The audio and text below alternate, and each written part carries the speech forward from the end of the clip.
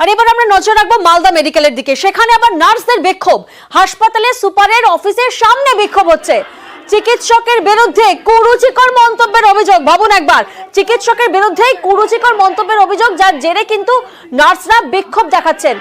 Changing room নিয়ে হাসপাতাল কর্তৃপক্ষের মধ্যে বৈঠকে রুম বরাদ্দ নিয়ে বিক্ষোভ নার্সদের।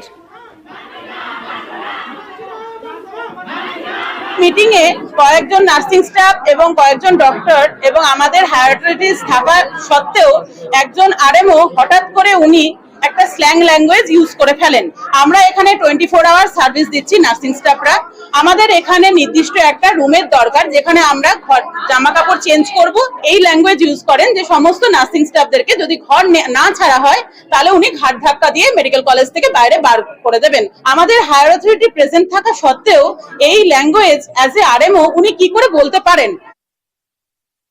চেঞ্জ রুম নিয়ে একটু সমস্যা তো আছে, সেগুলো আমরা বের করার চেষ্টা করছি ঘরকে শিফট করে বা রিনোভেশন করে। সেখানে একটু উত্তেজনা কিছুটা বেড়েছিল, কেউ ছাড়বে না কেউ ছাড়বে এইসব ব্যাপার ট্যাপার নিয়ে, কেউ ঘর ছাড়তে চাইছে না বা কেউ বলছে আমরা এটা পছন্দ নয়, এইসব বিভিন্ন ব্যাপার ট্যাপার নিয়ে সেটা আমরা সাবধান ঠান্ডা করে তাদেরকে থামিয়েছি এবং আবার নতুন করে বসি আলোচনা করে যাতে কোনো একটা সমাধান আসা যায়।